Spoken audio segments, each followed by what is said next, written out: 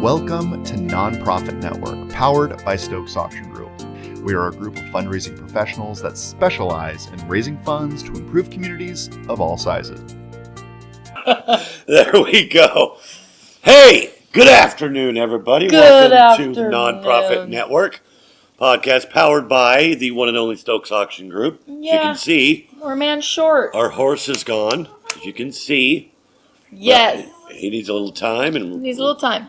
Yep. So here we are. Here we Me are. and my sister. Yeah, Here. and today we're going to talk about some exciting things about kind of some of the struggles that our consultants in the office have been getting. And one of those struggles is people are calling in, Paul, and saying, hey, do you think we ought to do a consignment package? Or, you know, what consignment package should we do? Or do you think this fits in our group? And why don't we kind of kick it off by you telling me what you think about it as an auctioneer? I know we've touched on that before. We have. But now, not only as an auctioneer, but what do you think the momentum of the night does with these consignment packages in place? Well, what's always concerned me most about consigned items is that the individual that buys them is not aware that it's a consigned package, unless we're instructed by our clients to come out and tell them, hey, This is this is consignment. a consigned item. I have a minimum. I mean, a minimum and a consignment can be two different things, but we don't do that. No. We're not out there saying, I have to sell this for $7,500, but I got to give $4,750 of it to the consigned company. Yeah. And for me, I mean, if I'm going to be there and support a mission, I want all of my $7,500 to go to the mission. That is my intent. Yeah. So we have, based on that, kind of steered away from consigned packages. I also get that it can be difficult to procure items.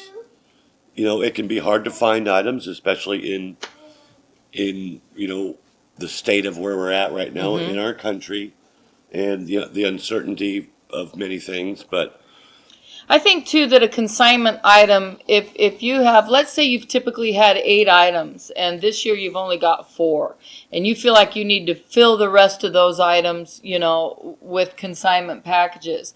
I don't think you need to necessarily. I think if you have 4 solid items or 8 solid items and you've had 12 before, stick with what you have that you don't necessarily have to pay for. Now, Paul and I are not here to say at all that you shouldn't have consignment packages. That's not what we're saying. However, I think that it's important that if you're stuffing your auction full of consignment packages, your numbers at the end of the night are going to be substantially lower than your audience is going to perceive. Like you have Sawyer and Charlie. Shh. Sorry, my grandsons are in the backyard or backdrop there.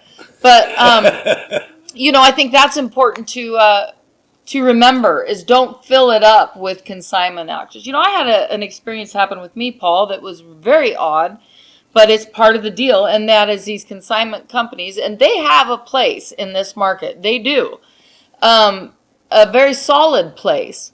But I was told that if we sold X amount of these things, they would toss money, the direction of the person selling it.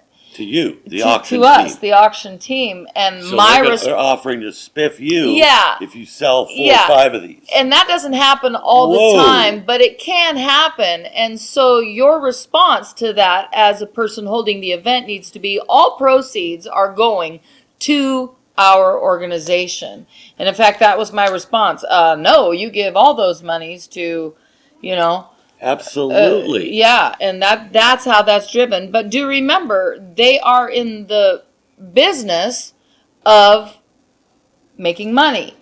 And it is easier now. A lot of event people are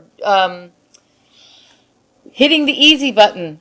And it's easier just to I was going to bring that up. Yeah, I figured and- you would too. And that's not necessarily right. Get to know your audience. We've talked about this numerous times. Get to know that audience. Understand what their desires are, what they would bid on. And if you think you have some big horses in the room that would bid on like an Africa trip, then go ahead and bring the Africa trip in. knowing. But you should know that beforehand, right? You should know that beforehand, yeah.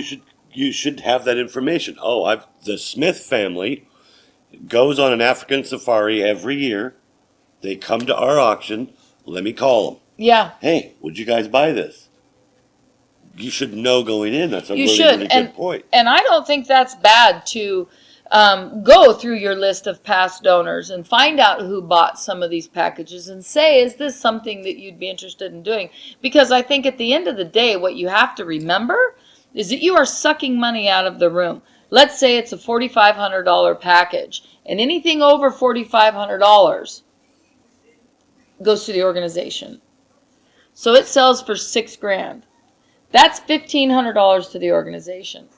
But it's actually sucking $4,500 out of your room. That has always been my very position on this topic. Yeah. It always has. And I feel bad half the time because I know that person doesn't know this. Yeah.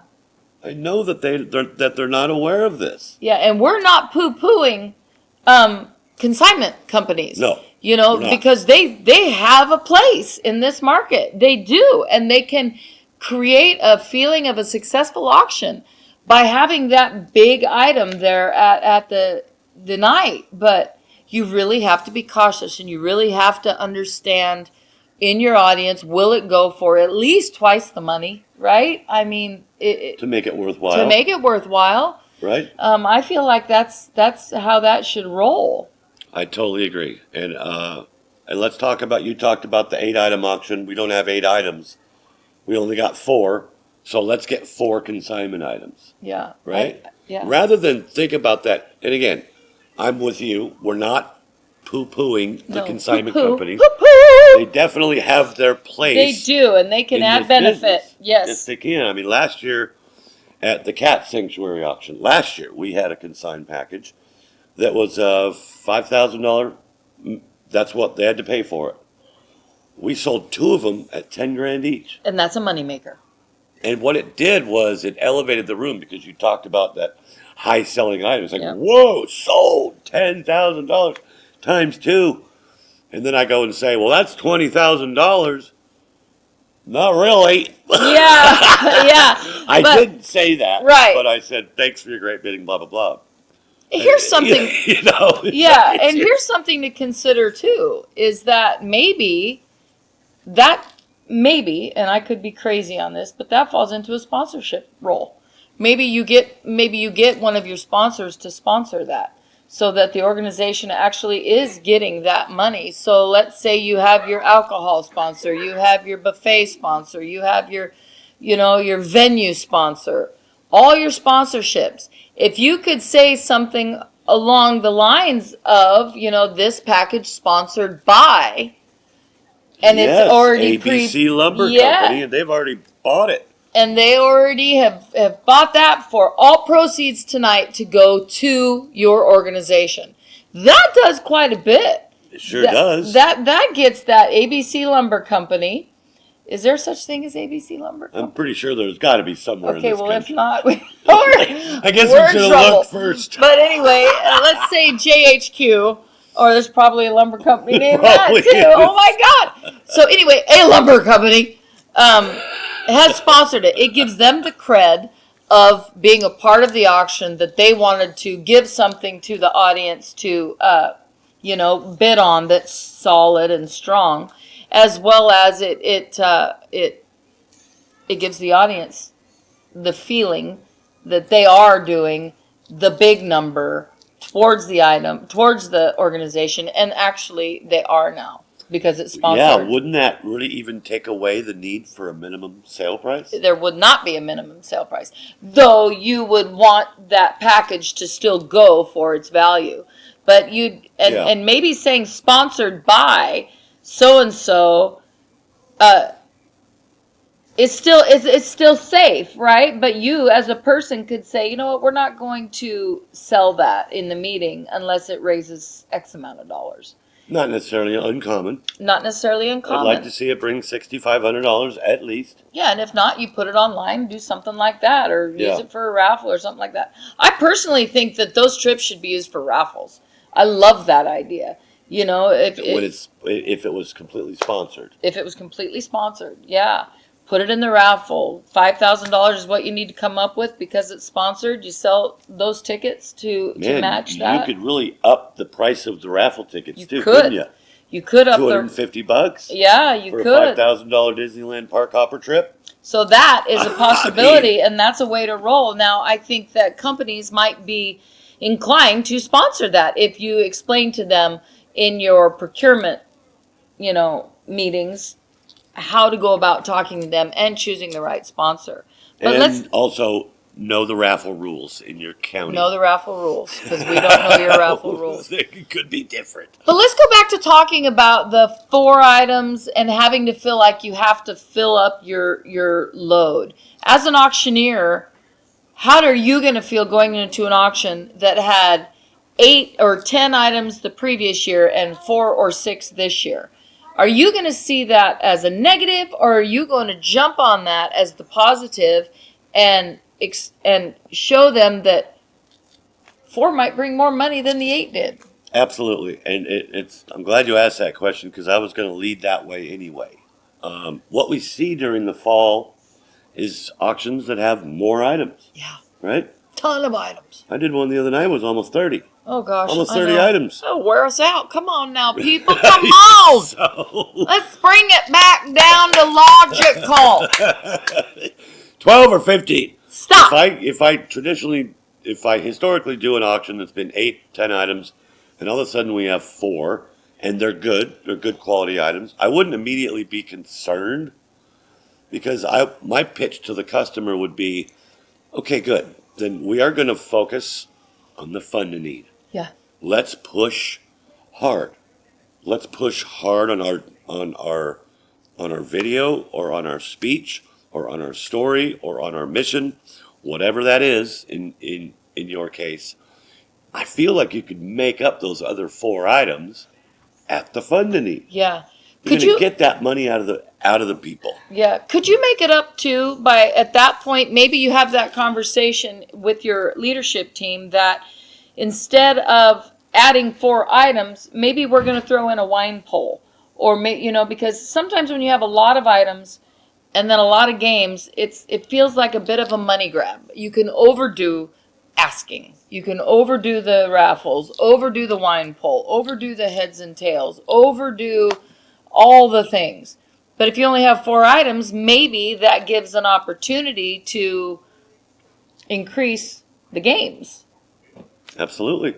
There's still that money out there in the room. Yeah. We as the presenters just have to inspire and get it. Yeah. Right? Allow us to connect with the audience with those 4 or 5 items, and then we go into the hard plea. We go into the push. And that would really help if they knew that they had shorter list of items to really beef up that fund and need, like you said, and really make that the focus of the night anyway. Because we don't panic when we get a call and it's somebody that just wants an ask. That's what we do best, is an ask, because we believe in the organizations that we serve. We know that those dollars go directly to the organizations. And so it's very easy for our talented guys and gals to get up there and deliver the message that you want delivered to your audience. So we're not afraid of the ask, just so that you know. Yeah, just to ask only with no live. Yeah, that's not something that scares us at all. No. It's just interesting how we feel the difference between the spring and the fall. Spring is more gala, I understand. It is. 10, 20 items. Now Tuxedos. We're in the fall, and here we are at 30 items. And like my event last year, which unfortunately the items in the back end got up to value, and then the bidding stopped. Yeah. We got up to $350. We had the last 7 items were $350, $450. That's where we got. Nothing really rang a bell in those last 7 items. Do I feel like it had a negative effect? No. But I think that you could probably reevaluate that. This event is unique in that we're done by 8:30, so we're not pressed for time. Yeah. But I just felt like a couple of those items probably really weren't needed. Yeah, and we spoke to that was it last week? I think we talked about putting values in the catalog. We did. And can We that talked kill about it you or last help week. you? What does that do for you as a organization? Does that give you more money, less money? And there's different thoughts on that. There is. There's way different thoughts. There's really no one way to do it. Like I said, I think it depends on the auction, demographics. The gala, no. The Rotary auction, yeah. Yeah. School auction, yeah. As an auctioneer, why do you think there is such a difference in the auction galas or the events from fall to spring? You've done this for years. I've done this for years. There's got to be something that creates the 30 items and the 10 items and two completely different feelings in the galas in the fall and the spring.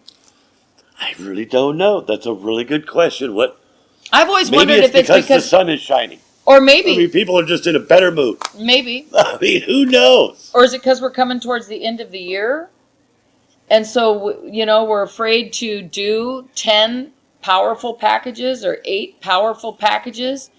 And, is that possible that we're coming towards the end of the year, so they got to have more items, so we got to have more money, so we can do $30,000 on $31,000 items, as opposed to $10,000 items?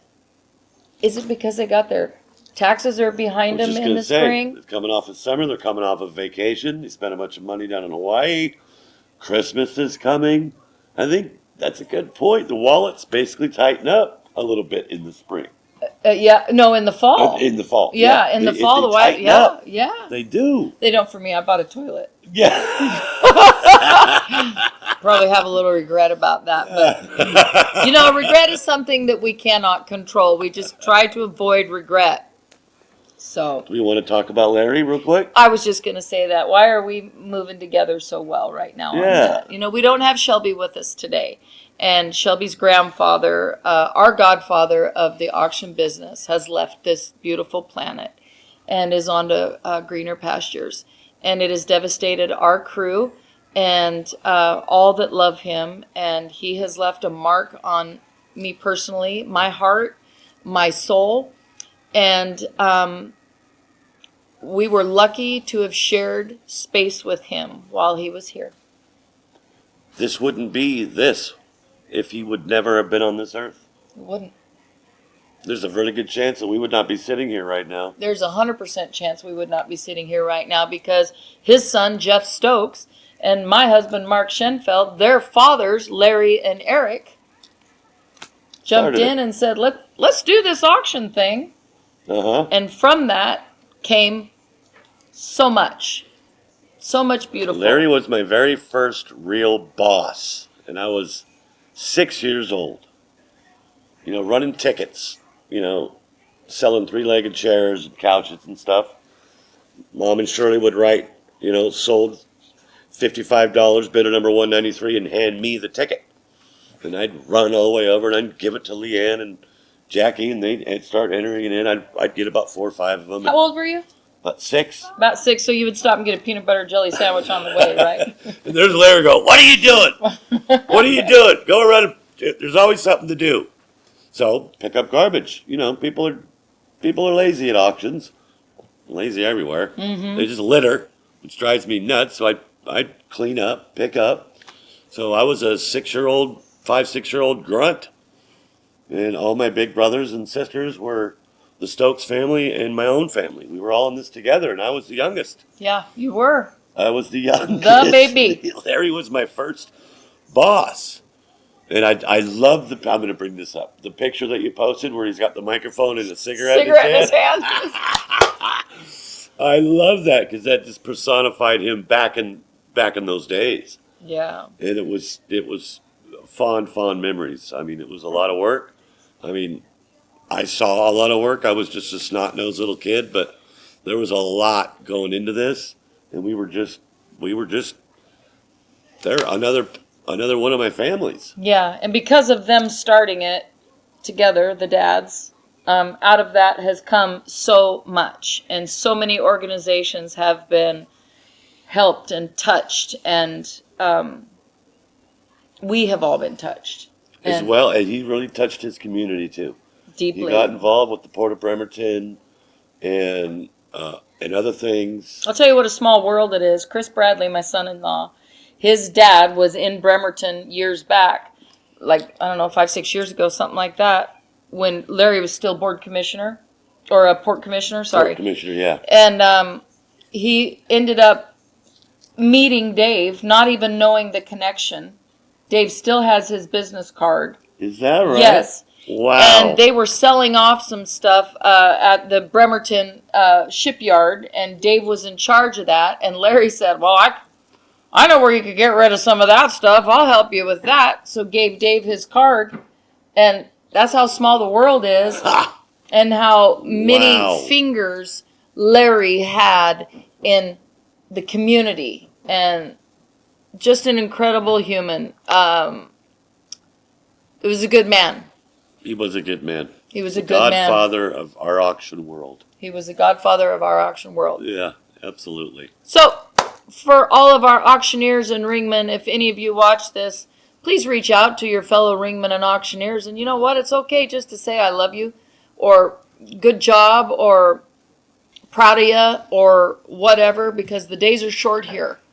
So, make sure you reach out to your fellow people that Larry actually started, because somehow it all comes back around. What is that? 6 degrees of separation. I bet it all comes back to Larry Stokes, one way or another. In this world, anyway. He was it's funny guy. He was a funny guy. He was very serious when I was young. Ooh, I got yelled at more than anything else, but I'm all the better for it, and I wouldn't change it for the world. My husband was driving an old truck of theirs at one point, and you know this story, don't you? And it sheared the top of it off. Oh, something so, like that. Yeah. Mark thought for sure, Larry's gonna kill me. He's gonna kill me. I'm gonna die today. And instead, he just looked at it and said something along the lines of, "Well, how are we gonna fix that?" And so, just as you thought Larry would have one reaction, he would always shock you with a different one. He will truly be missed, and we are all very much blessed to have had him in our lives. Absolutely. There's no doubt in my mind. So, we're better for it. We are. And so. Yes. So, we're going to sign off, you guys. Thank you, Sissy. That was fun. I love you, man. Love you, too. Of course, we miss our henchmen. So much, but, yeah. All right. Take care. Be good to yourselves. Be good to the people around you. We'll catch you on the flip side. Keep your vision clear and your heart right, and it'll be okay. Thanks for watching.